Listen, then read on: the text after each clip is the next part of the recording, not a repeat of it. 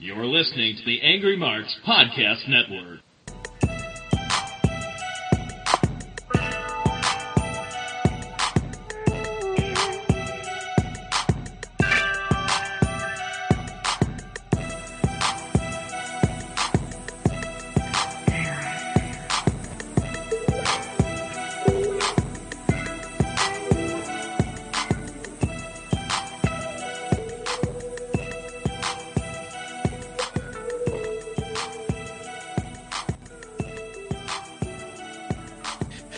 Ladies and gentlemen, welcome to a special episode of the SmackDown RunDown, coming to you live Tuesday night following a live holiday edition special of SmackDown. I am here yet again to give you a dose of your weekly entertainment for the SmackDown RunDown. And if you don't know who I am, it is I, the one and only Nikolai. And like I said, I am your host, and I am joined again with my co-host, King J. The king has arrived. So how you doing? This is a unique night to be doing this because it is not Friday Night SmackDown. We are on Tuesday, so how do you feel about SmackDown? This is the second one we've had in this year. How do you feel about SmackDown showing up on Tuesday night? I think it's a good thing.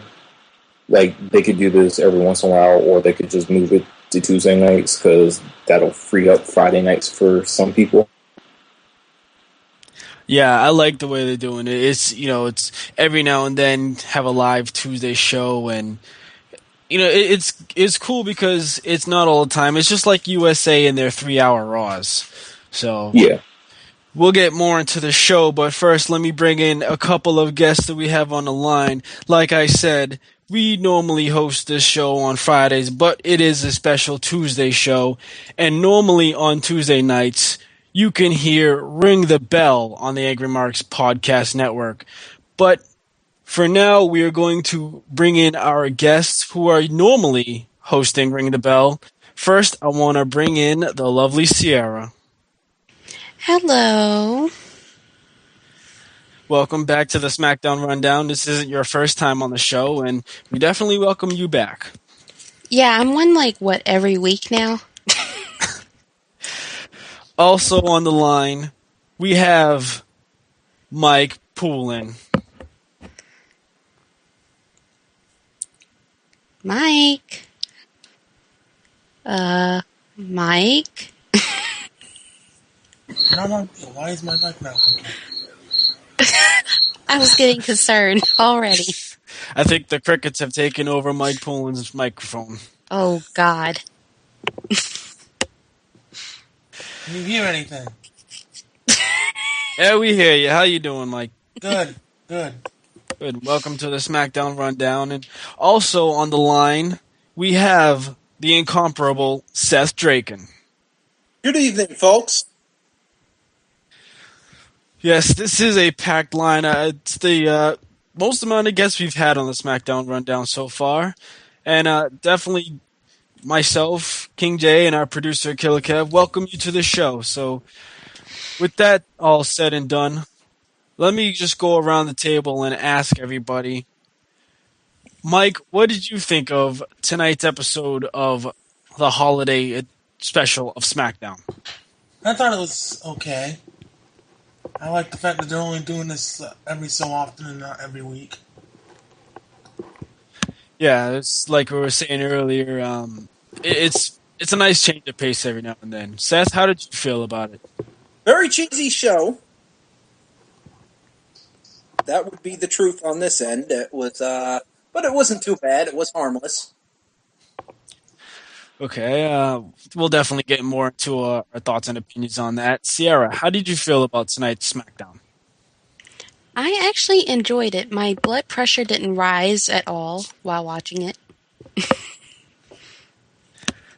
And that's always a good thing because, well, not always. Because if it's a good thing, we enjoy the show. If it's a bad thing, then we live up to the name of Angry Marks. So what we plan to do is break down the show and talk about it, discuss it, whatever we feel about it. And not only are we on the line discussing it, the chat room is exploded with guests. As, like I said, normally Tuesday night it's Ring the Bell. But we have myself, Killer Kev, King J, Ciara, Mike, Seth, and also Denon. So I'd like to thank everybody for tuning in, listening to the show, and contributing. Chat room on the line. So tonight's episode of SmackDown started with jolly old Saint Mick. I think he fills out that suit nicely. What do you think, Jeff? Yeah, Nick's never been the most physically fit person. That's putting it lightly. So he filled out the suit well. He got a little bit long-winded during that speech, promo, whatever you want to call it. Go ahead, Sarah. Okay. Jeff had the nerve when Mick was on to go, did Mick brush his teeth? And I go, what teeth? He has about 3 left and they're yellow. He can't buy some crust white strips. Teeth are teeth. Whether it's 3 or a full 32 or even 10, teeth are teeth. Brush them. Exactly. See, Nick understands. You and Nick are crazy. It's all about presentation. You want Santa to have clean teeth, even though he is. So if Justin Gabriel came on SmackDown and his teeth looked like Snitsky, you'd be okay? No. Oh. I wouldn't even look at his direction. All right. Just saying. They're definitely getting into the holiday spirit very early on. Josh Matthews was dressed as Buddy the Elf. Michael Cole was Rudolph. And we had Booker Santa, or Booker Claus, or Santa T. Booker T. Claus. Either way you want to call it.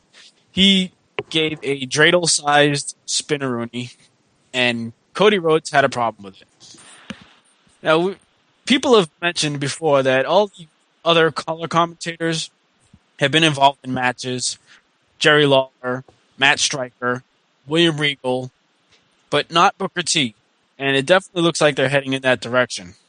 They were supposed to have a match tonight, but that didn't happen.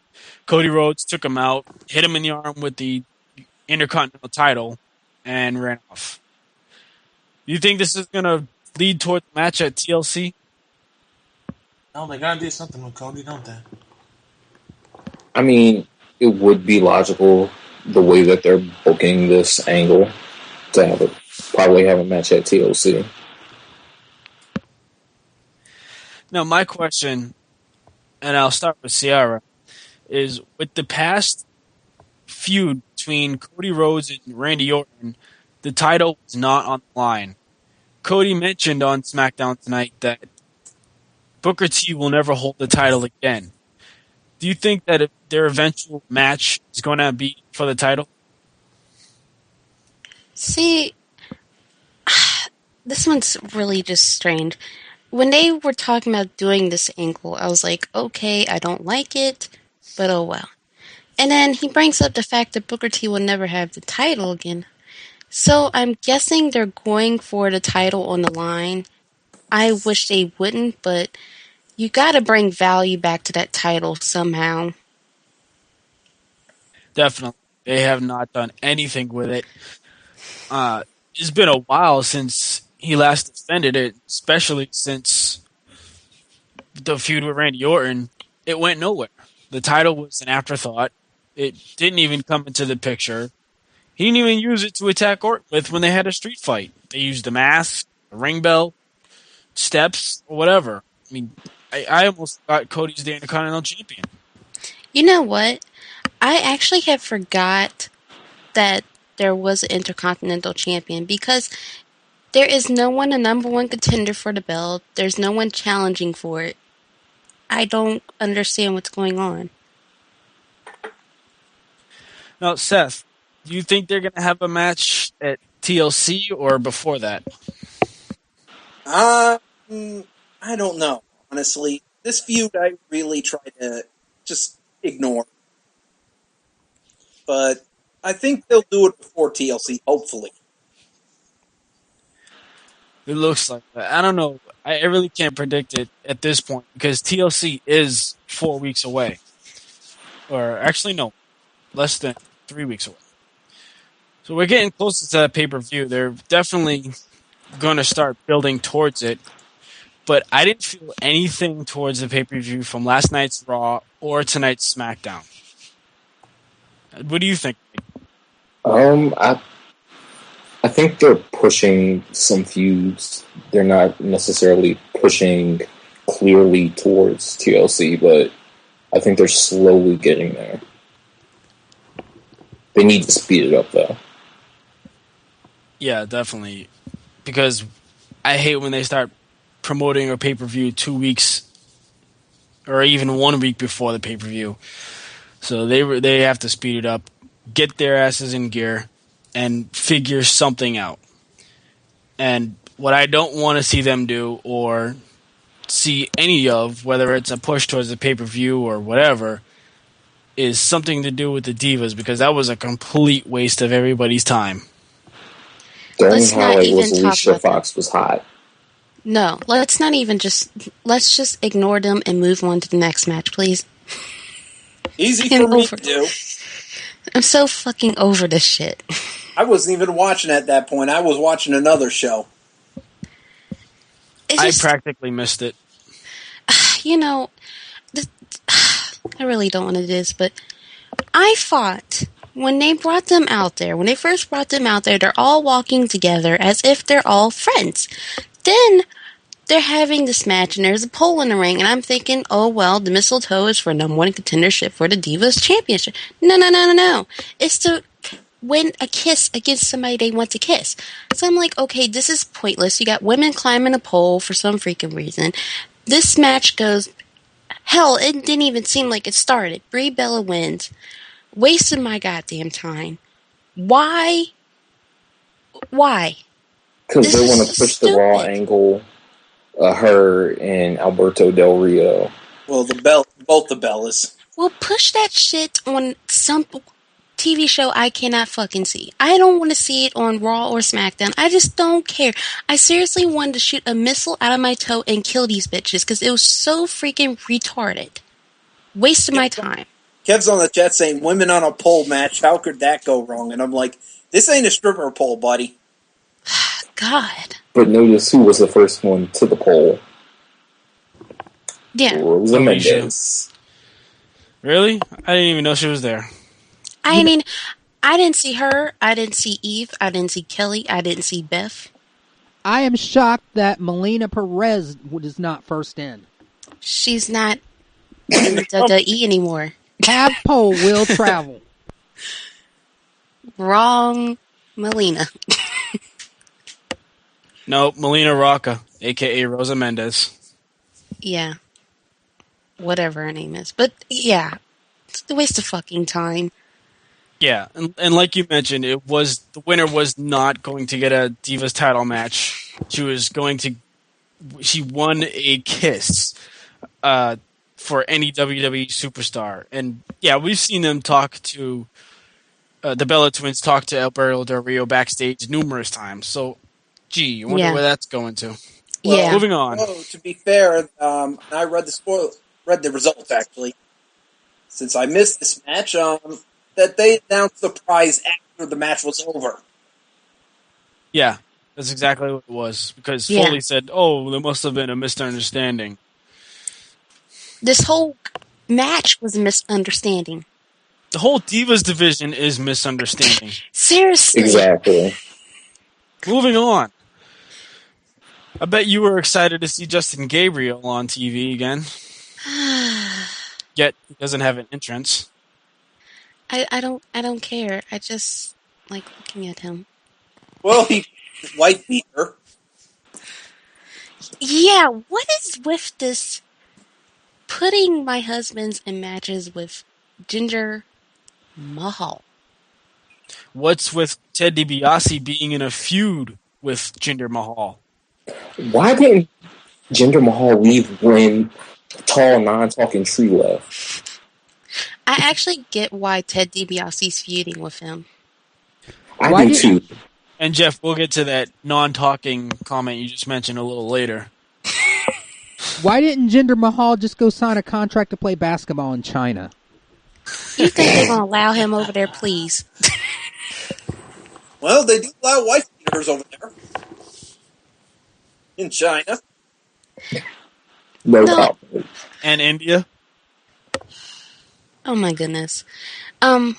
Yeah. Like I said, I get why they're feuding.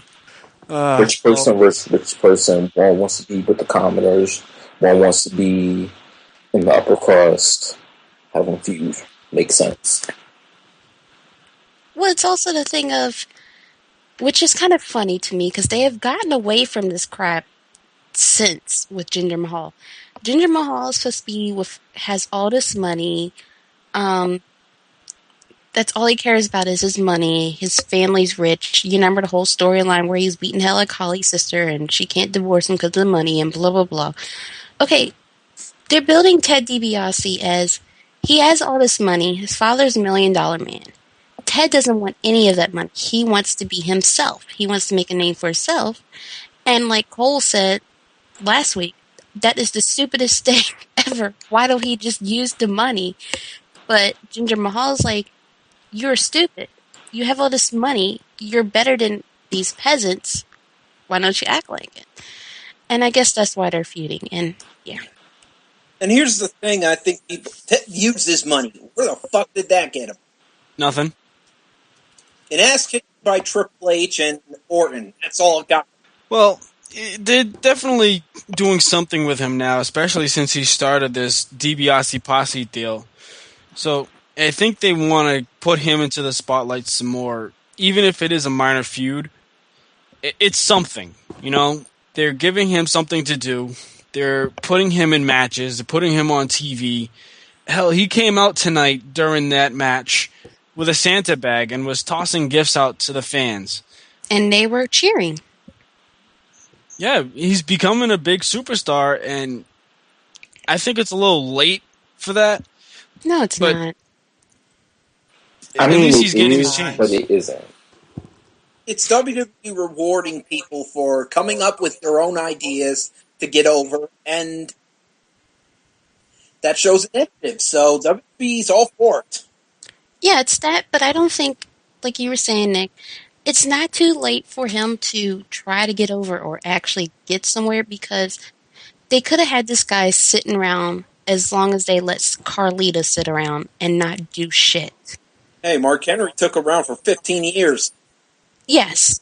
Exactly. And it depends on how, if you're going to bring that person back out, regardless they've been sitting around for 5 years not doing shit, depends on how you build that person up to make people actually care. Like, look at Mark Henry. For 15 years, he's been made to look like a joke. And now people are freaking believing that he is this monster heel. Depends on how you do it. That's because guys like Mark Henry have that longevity. That was back when WWE was edgier and more interesting, and people loved that. And Mark Henry, he's just dedicated. Everybody these days, I don't see Jinder Mahal staying that long, and I'm not saying him specifically, just an example, that I don't think people care to stay around and get that opportunity 15 years later. Well, no, because nobody has a 10-year deal. Well, it's not only that, but a lot of those guys on the roster, they're flash in the pan. They're only going to be around for 5 minutes, and next thing you know, you don't see them anymore. Yeah, like, I could see a few of the people who are in the company right now as potential so-called lifers for WWE, who could be around for a long time and still be over with the crowd as a face or a heel. And then there's other people who you see and you're like, okay, next 2 or 3 years this person's going to be gone. Because that's what I feel when I see someone like Brodus Clay and I see someone like Ezekiel Jackson. I don't see them being around for more than 5 years. No. Exactly. That's the point I was saying with longevity. You have guys like Mark Henry, Kane, Undertaker, Triple H. Those guys stick around. Yeah. Guys I can see sticking around that long would be second generation stars like Cody Rhodes, Ted DiBiase. I don't see the Usos staying that long, but hey, you never know. I see guys like Tyson Kidd sticking around. Yeah. I see someone like Tyson, even Natty, being around there for probably the next 10 years, maybe. Yeah. There's a few of them that you can see sticking around. And the thing is, WWE knows who is going to stick around. They can tell who's going to stick around. They know who's going to be there for 3 years. And that's it. And speaking of sticking around and Tyson Kidd, we had Tyson Kidd versus Kofi Kingston, and that's another name that I can see staying around for a long time. He has longevity because he's already popular. He has the push going. Well, I said that about John Morrison too, and as y'all know, he's gone now. Yeah, well, There were Morrison so many factors in the whole Morrison situation that, Let's talk about Morrison later. yeah. SmackDown's important. Kofi did not do the job like I expected. I was actually pulling for Tyson Kidd to win because I don't expect Kofi to win anymore. Just because he has a title, that means he's the jobber. That happens every time Kofi's a champion. When he was United States champion, jobber. Intercontinental champion, jobber. When he doesn't have a title, he wins matches. But Yeah, he won. that's a pattern. He won with a crossbody. Nobody wins with that anymore. I can't remember the last time I saw someone do a crossbody. Probably was Ricky Dragon Steamboat. And win a Are you match? serious that far back? Yeah, Ricky Okay, I wasn't even alive then, so I Steamboat would have came thought back. Ashley Massaro. I'm talking about when Steamboat Really? came back on Raw. we Okay. went from Wow. Kofi Kingston to Ricky Steamboat to Ashley. Y'all are really Ashley fucked Massaro up. would do a crossbody and break her neck. Wait, random run-in by Mike.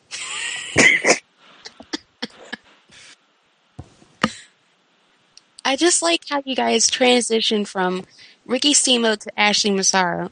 What? Hey, just throwing names out there because, like I said, I don't remember seeing anybody win a match with a flying crossbody, but yet this is supposed to be special because he put on Michael Cole's Rudolph nose and hat, so he gets the win. I don't know.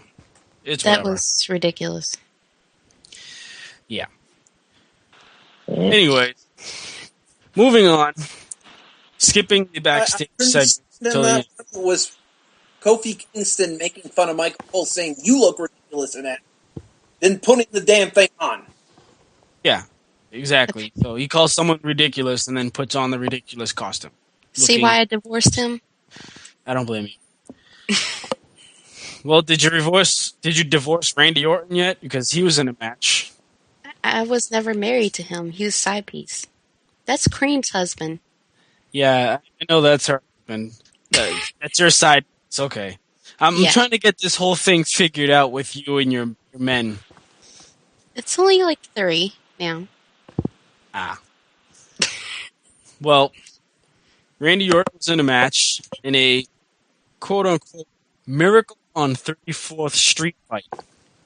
Yay, Should have been a massacre on 34th Street. I never recall a fight ever happening on 34th Street, but this is the WWE, and anything can happen in the WWE. Even David Otunga had a match. We gotta talk about this match in the WWE set. What the fuck? I like the set.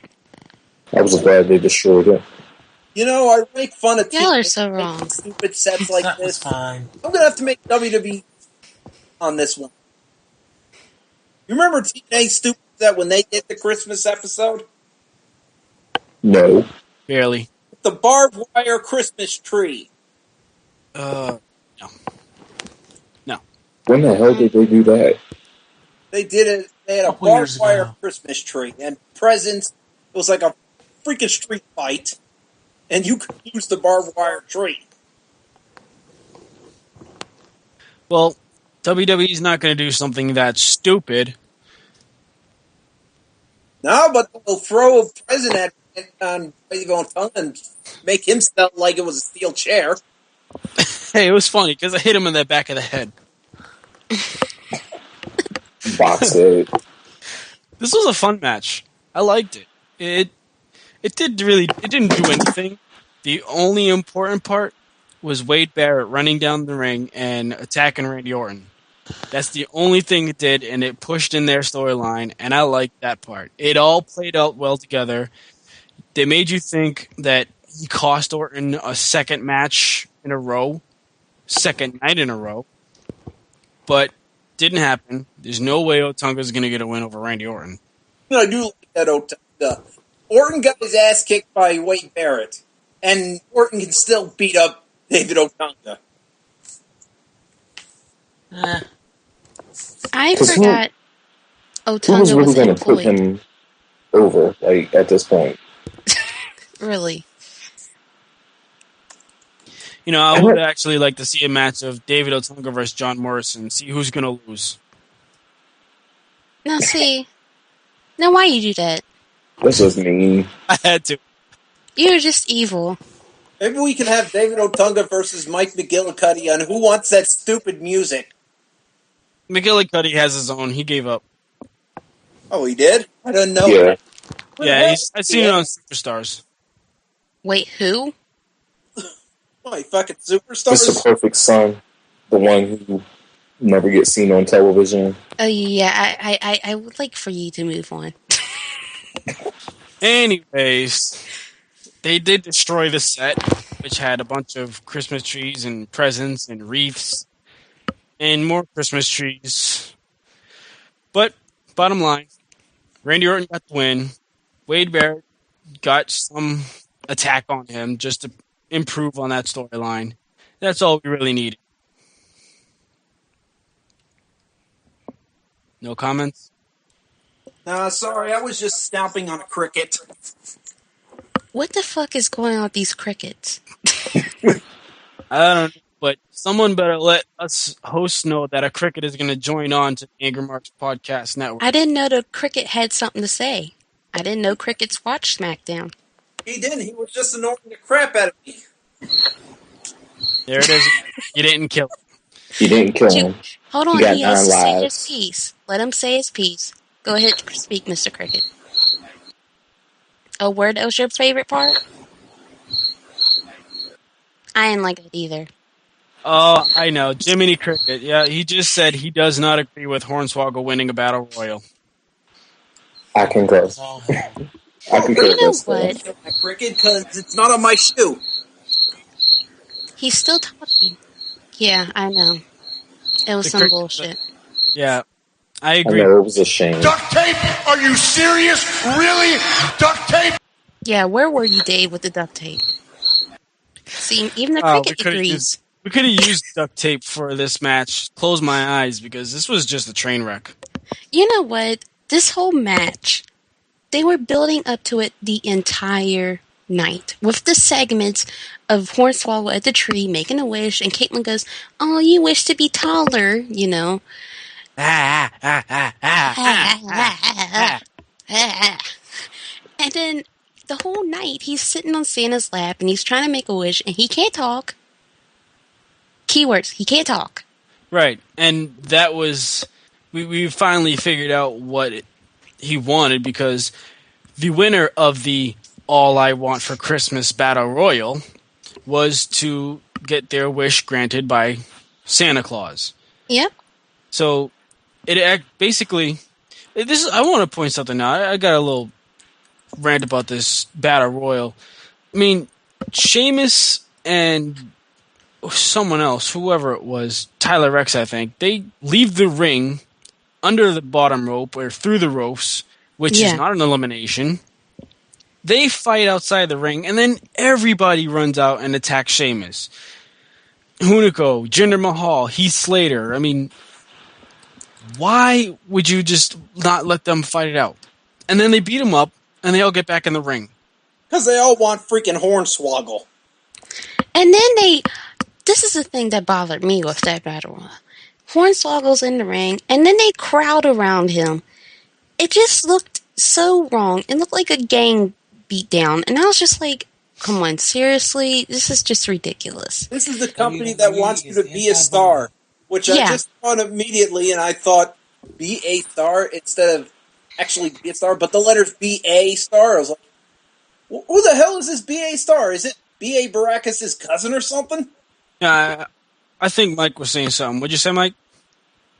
I said WWE is anti-bullying, yet they do that in the Battle Royal with the guys in Hornswoggle. Exactly. Yeah. They pick on the smallest guy. Mm-hmm. As always. So they really need to just get rid of this whole campaign because it's not making any sense. It's good for the little kids, but it's not sending the message when you're doing what it is that you're telling them not to do. And you know what? Another thing with this match is, okay, when they started the Battle Royal before Hornswoggle came out there, of course you had your normal mid-card jobbers in the ring and Sheamus. The crowd was crazy for Sheamus. They knew he was going to win. Hornswoggle gets in there, the crowd immediately shits on it. Then when they get down to Hornswoggle and Sheamus, the crowd is just booing out of their minds. And I'm sitting there and I'm like, why would you have your over face, Sheamus, and another guy that's over with the children be the last two arguing about who's going to get out the ring first? Yeah, that's my other problem with this. I mean, you can't have Sheamus throw Hornswoggle out. He'll get booed.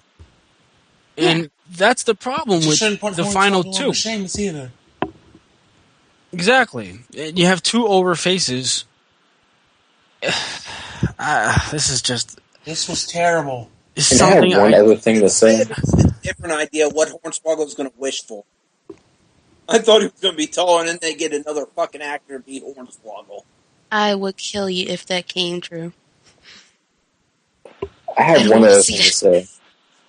Why did Hunico get his own entrance? Yeah, what was that? Because everybody else in the match are jobbers. Do you see anybody else from that match who also deserved a TV entrance? Exactly. There was Kofi Kingston. Kofi had no entrance. He already had an entrance. Yeah, that doesn't count. The only other they could have given it to somebody. Well, the only people I could put it in that spot would be the Usos, just so they can have their war dance. And they could set the trees on fire. You know, the funniest part was from that match was when Sheamus was trying to get Hornswoggle to get out the ring, and he was trying to shake him off the ropes, and as Sheamus steps outside on the apron, he goes, it sounded like a father telling his child to get down. He's like, get down. You get down. You get down. You get down. You get down off of here. I was He looked like a kid. Yes, it looked like he was yelling at his child. Get down. Yeah, well, Sheamus gets on the apron and it's like, okay, this is not good. You know, that actually doesn't make sense because didn't he step through the ropes? He won't have been eliminated. Yeah. Sheamus was never eliminated. Flaws, all these flaws. Moving on. Hornswoggle wins. Nobody cares. And then he gets I didn't even realize he was still employed in the company. Yeah, me neither. You know what the They were sad trying to thing figure about out some way to put him back on TV. He's Here's over with the how they're kids. ending this whole Hornswoggle angle of him learning how to talk. How do you learn how to talk? Santa Claus.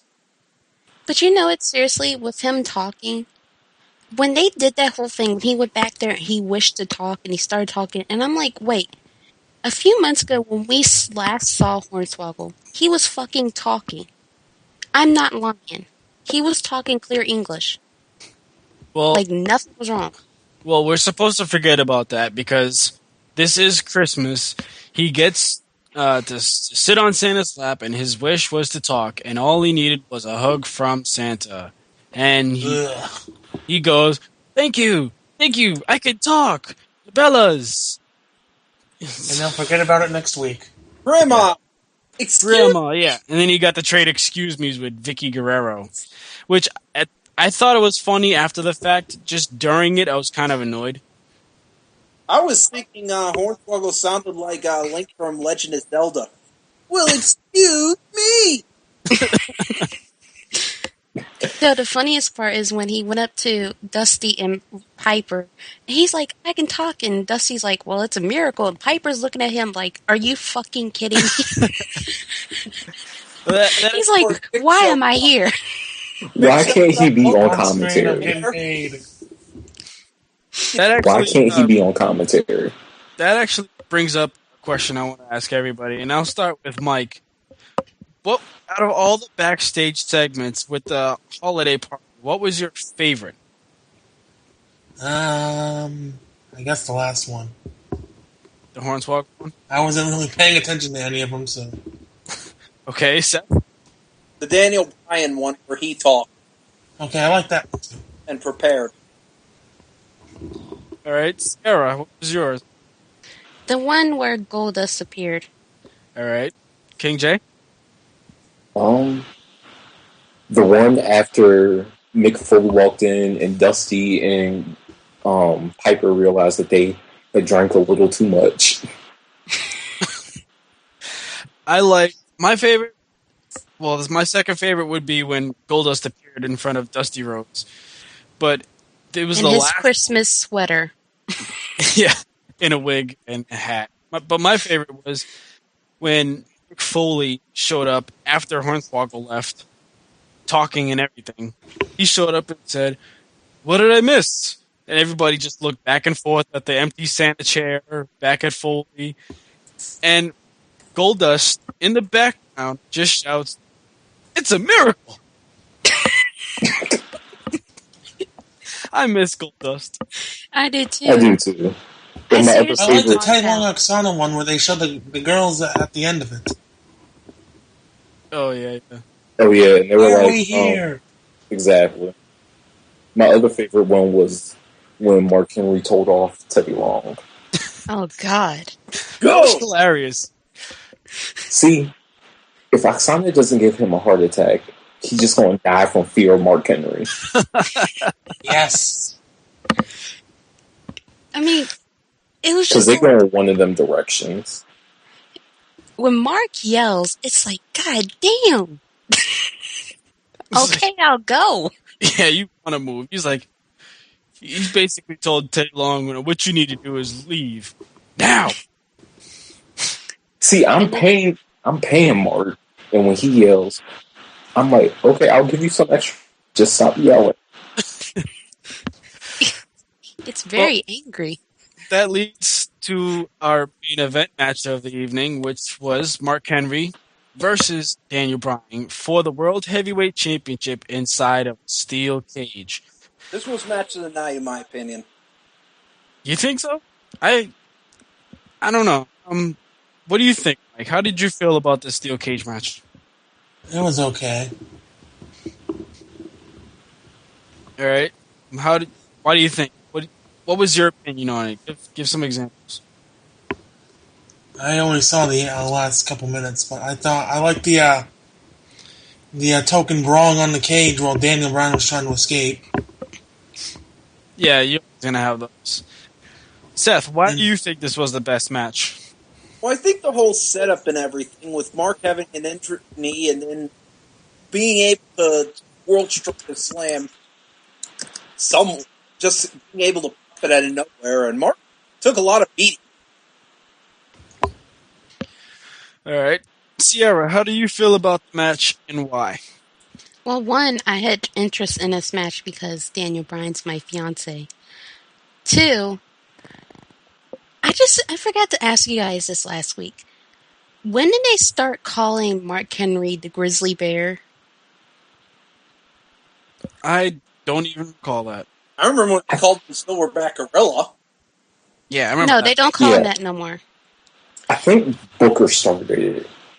No, the reason why I said that is because I believe it was last night on Raw and last week on SmackDown. Cole and them kept saying the Grizzly Bear Mark Henry, and I'm like, what? What? It had to be Cole. I mean, you got the Great White, you got a Grizzly Bear, you got a fucking Viper. Come on now.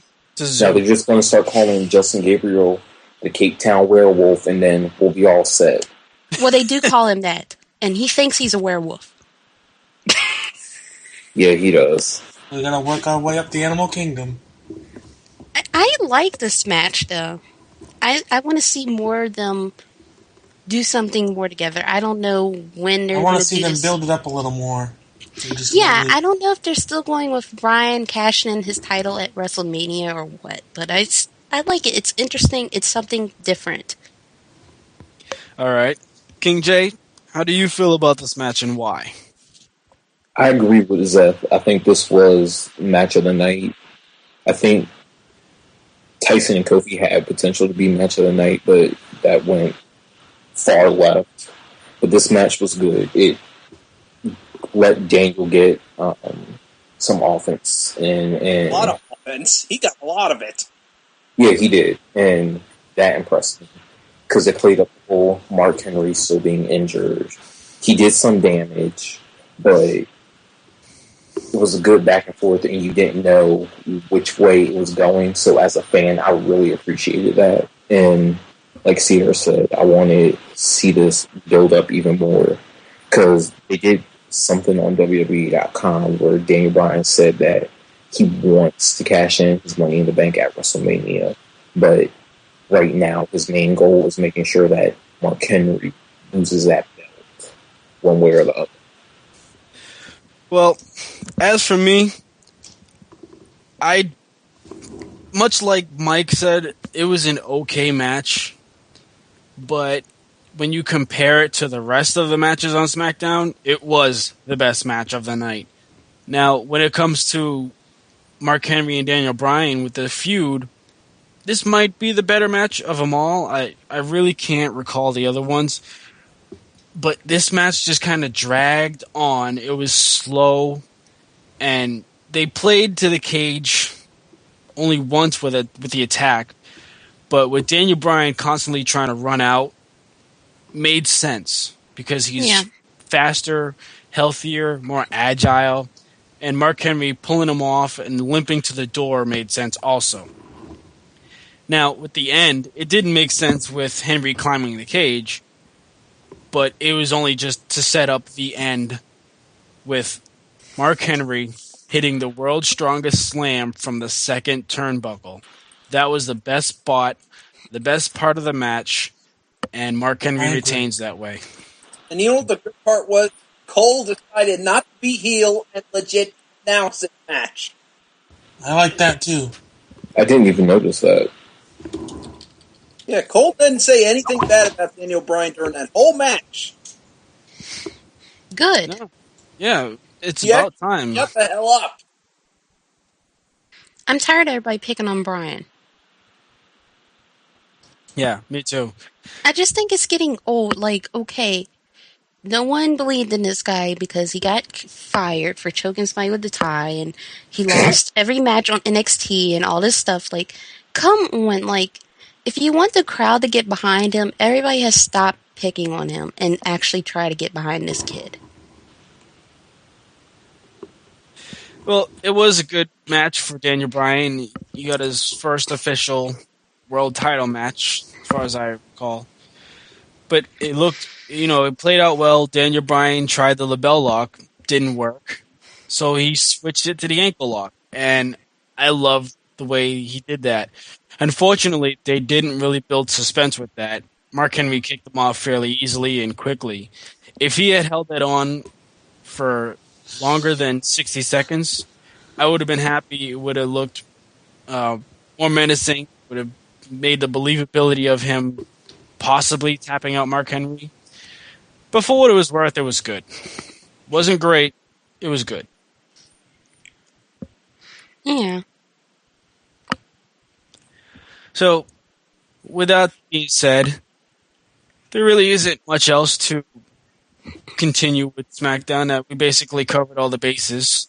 So let me just go around the board and ask each individually. Mike, how did you feel looking back at SmackDown? Was it a good show, bad show, in the middle? In the middle. In the middle.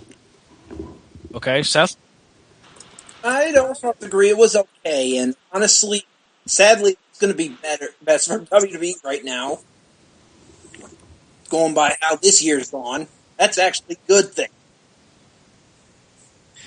Okay. Sierra, how do you feel? Compared to the shit we've been getting on Raw, I enjoyed SmackDown. Yeah, I'd have to agree. King J? It was okay. I mean, there were some parts that dragged on and other parts that I really appreciated. So all around it was okay.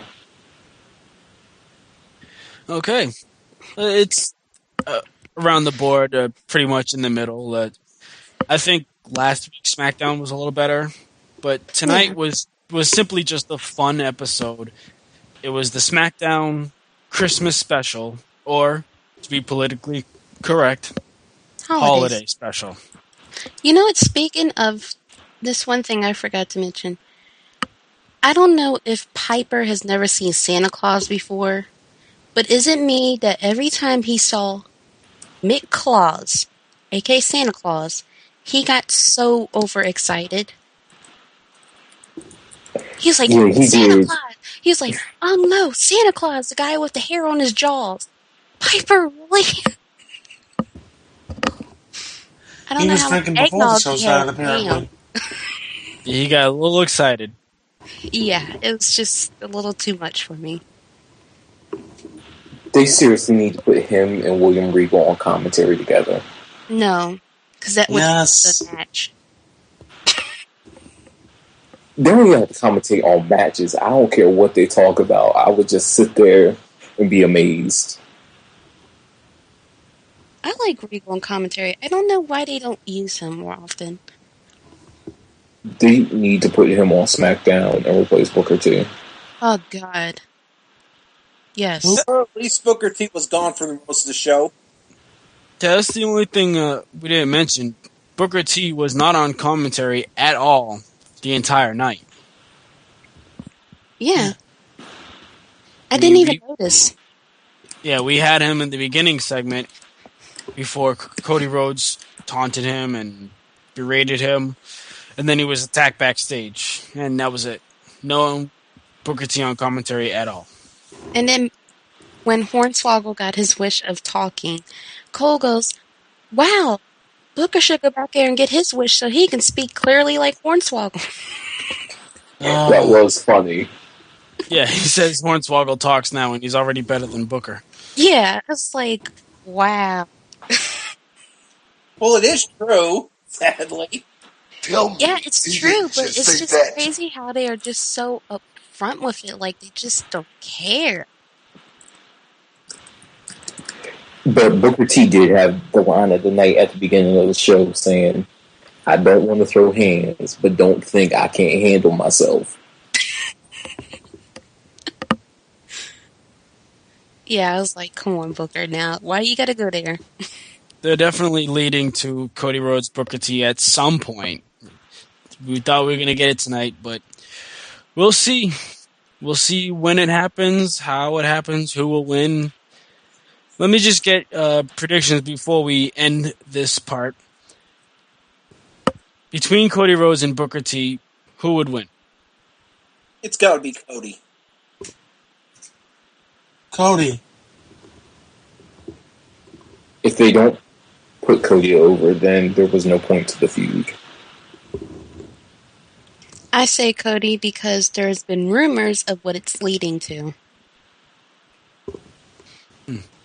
Cody it is. Makes it unanimous. Well, that's going to do it for the SmackDown talk. And like I said, this is the SmackDown RunDown. But since we are on Tuesday, we will run our weekly segment called Seth Draken's Spoilers to the Rescue.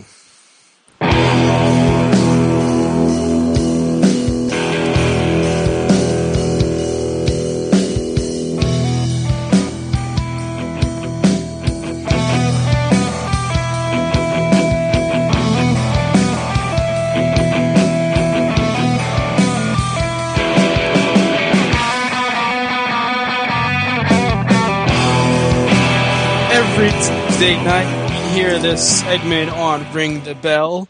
And since it is Tuesday and a special edition of the SmackDown Rundown, Seth Drake will take over now and bring you TNA Impact. Spoilers to the rescue. Of course, there's some small TNA news. I just gotta get it up. I almost had it. There is one thing. Here's the interesting. Hulk Hogan said on Twitter that Garrett Bischoff's showing more hope than most of the knuckleheads in the Impact Zone. He means wrestling. Okay. Uh-huh. Yeah. Jackie Moore is done with TNA, likely. Her contract expired. Oh, yeah, I heard. She didn't send me the memo. What the fuck? I know, they completely dropped the ball on her. And that's all that news. Let's get into the spoilers. Oh, wait. Hardy hasn't done much because he's apparently having back issues. Yeah. But here we go. In the spoilers. We first had a number one contendership for the tag team titles at Turning Point. The Final resolution? Oh, Final Resolution. Yeah, Turning Point was like last pay-per-view. We had a triple threat tag team match. We had Mexican America, Inc.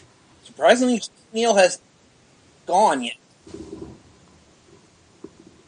And we had the Pope and Devon. Wait. Hold on. Those two are still a team?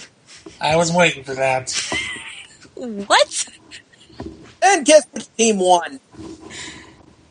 Devon No. and Pope, because the other two teams are on their way out. Yep. So Pope and Devon are getting a tag title shot at the next pay-per-view. Wow. How is he still employed?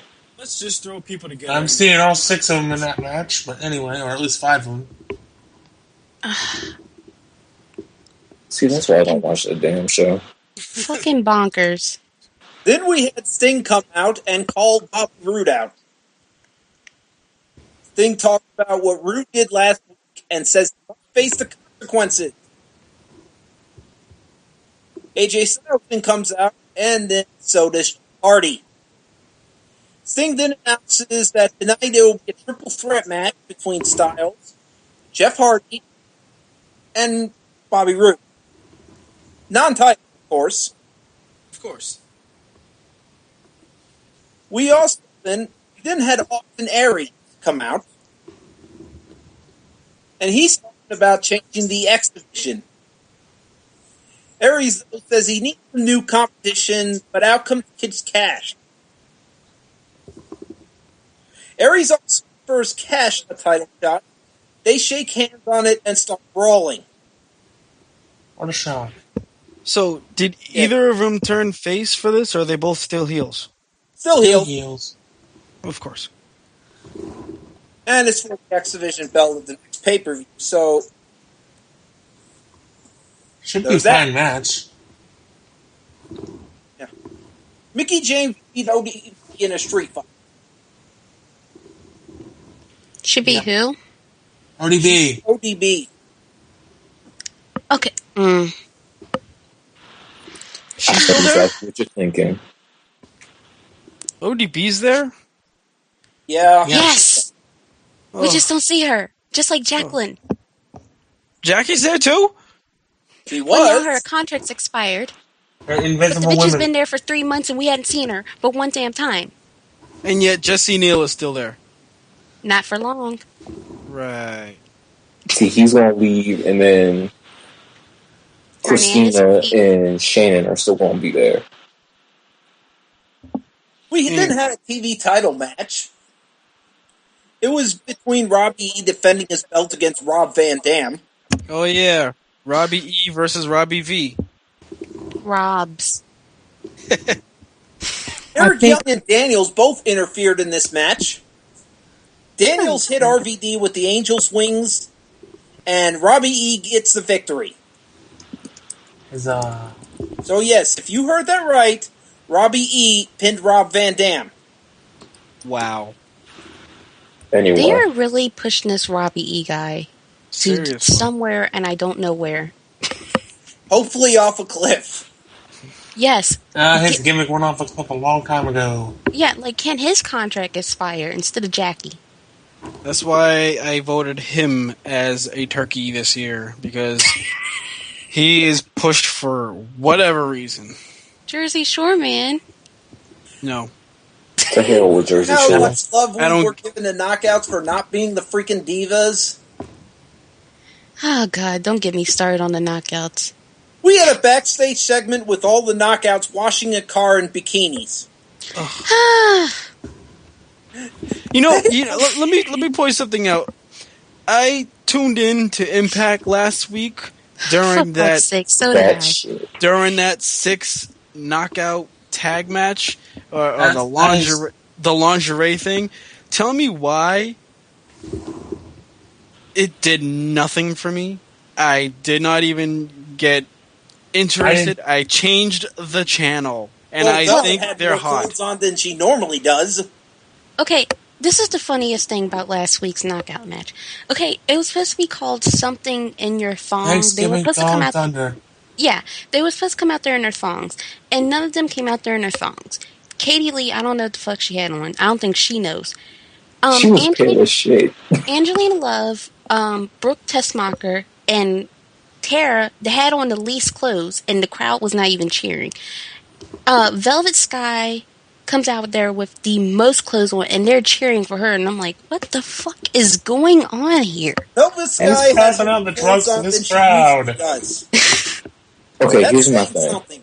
Regular wrestling gear, less clothes. Lingerie, more clothes.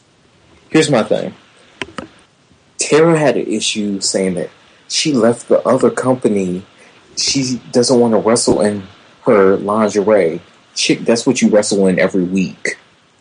Pretty much. So why do you have an issue? The only I issue just- you should have is that you've still got red streaks running through your head. You're 40 years old, and you got pigtails.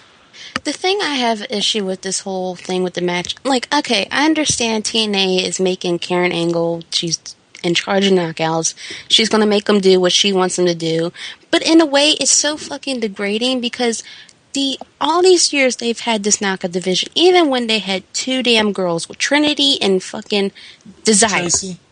No, Desire. Before Tracy came in, Tracy was not the original knockout, Trinity was, okay? When they just had those two girls, they always built that division on they don't have to take their clothes off. They can go out there in the ring and kick ass.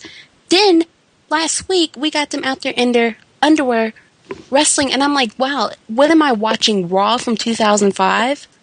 I didn't even watch the match. No, me neither, because after they came out and they teased, one person got on a turnbuckle and posed, and then the other one got on a turnbuckle and posed, It was so and then terrible. someone else got 6 knockouts, one by one by one, and I just, I changed the channel before the match started. By the It way, was just- that wasn't the end of the segment with them washing a car. They started brawling afterwards until Gail Kim, who apparently shows up, not in a bikini, and sprays everyone with water. Oh, wow. Wow, Oh. let's, you know what, seriously, TNA? Kiss my ass. Thank you for degrading your knockouts and undoing everything you've built up on your division for all these years. Thank you. Just thank You're you. here, Sierra. Thank you And- for throwing it back in my fucking face. And Gail And Kim, you should be ashamed of yourself. You're the first Knockouts champion and you're okay with this shit? That's exactly what James said backstage. God. Fucking Yeah. bonkers. And See, This this is was why I styling only watch everybody. Shimmer. Yeah.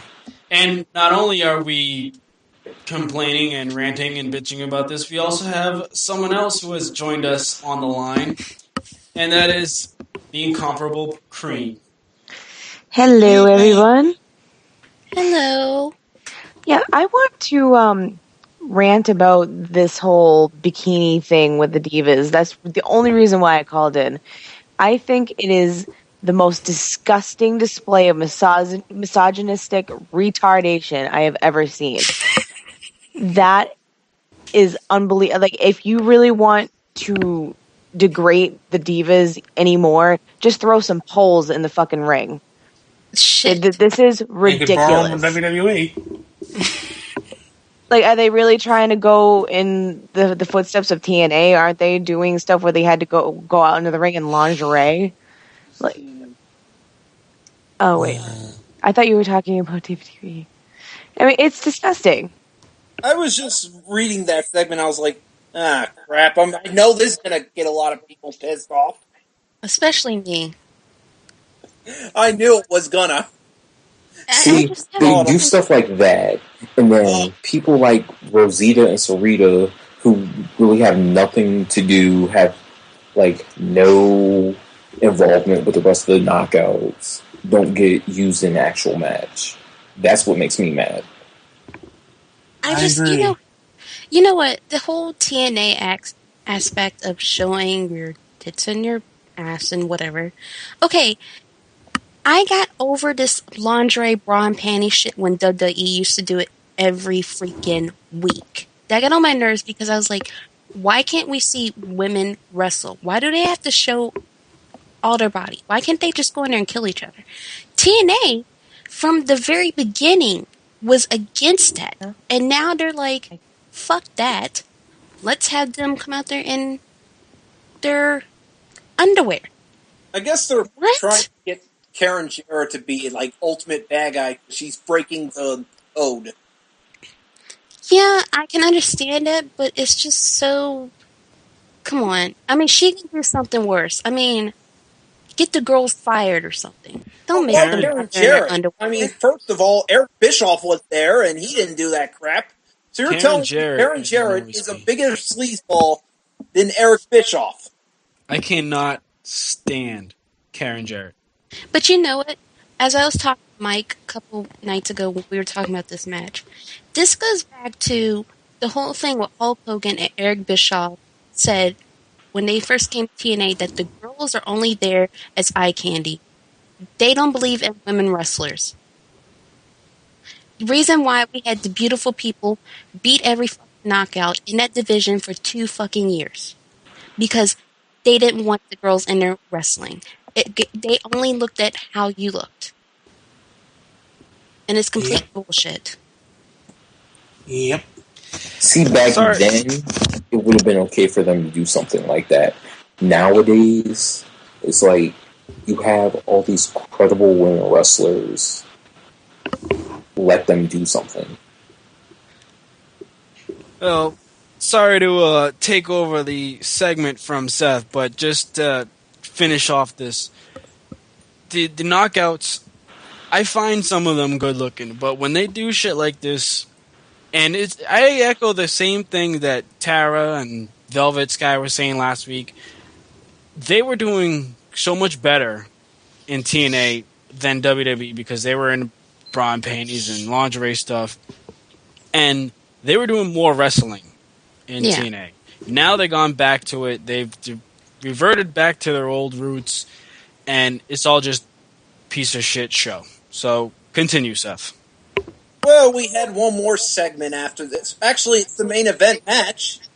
It's Bobby Roode, AJ Styles, and Jeff Hardy. Bobby Roode actually wins this match, thankfully. He gets the pin on Hardy after interference from Double J. Then Sting comes out and announces that at Final Resolution, it'll be a steel cage match where the only way to win is escape, and it'll be between Jeff Hardy and Jeff Jarrett. And if Hardy wins, he gets a title shot in January, and if Jarrett wins, Hardy has to leave. Yep. Karen comes out, mouth off to Sting, and Sting just says, guess what? During that match, you're banned from ringside. As if she could really interfere anyway. She needs to be busy worrying about the Knockouts division instead of coming out with Jarrett fucking shit up. She needs to be fired. Not gonna happen. Sexual harassment. Yeah, that's why she has a job. Mm-hmm. All right, well, looks like that's gonna do it for tonight's episode of the SmackDown Rundown. I'd like to thank my guests, Sierra, Mike, and Seth Draken. Seth, any last words? I'd like to say a big rest in peace to former WWE writer, also former comedian, Patrice O'Neal passed away today, so may that guy rest in peace. He was funny as anything. Indeed. Patrice O'Neal, I've seen him on some stand-ups. I've seen him on the Chappelle Show. Funny guy. He was even in the roast of Charlie Sheen earlier this year. It's a damn shame. He passed away earlier, at the age of 41. So, rest in peace indeed. Mike, any last words? Thank you for having me on, and I think that's all I got. Okay. Sierra, last words. Last but not least, John Morrison is finally gone from WWE, and I don't know if you guys noticed or not, but Dragon Gate USA and Evolve Wrestling have merged. Same roster, everything. They're joint company. Crazy. Mergers all around. It's only a matter of time before WWE merges with some other company. I fucking hope not. I'm just upset there is no more Jomo. Like, god damn it. Maybe he'll still show up on Z Long Island Story. Or probably I don't not, watch that shit. Since WWE probably owns that now. I don't watch that. King J, final words. I made the dean's list at school, so I'm proud of that. All right. And I'm headed to go see my dad and my little brothers tomorrow, so I'm also excited about that. All right. Have a safe trip, and I want to thank Seth Draken, Mike Poulin, Sierra, and even Cream for calling in and giving us thoughts and opinions. And also, last shout out to the Angry Marks chat room, who have been live all night with comments. I'd like to thank everybody for tuning in, listening to the show, whether it's live or on the download. Thank you, everybody, for tuning into the special Tuesday edition of the SmackDown RunDown. That's going to do it tonight. Good night, everybody. We'll see you next week.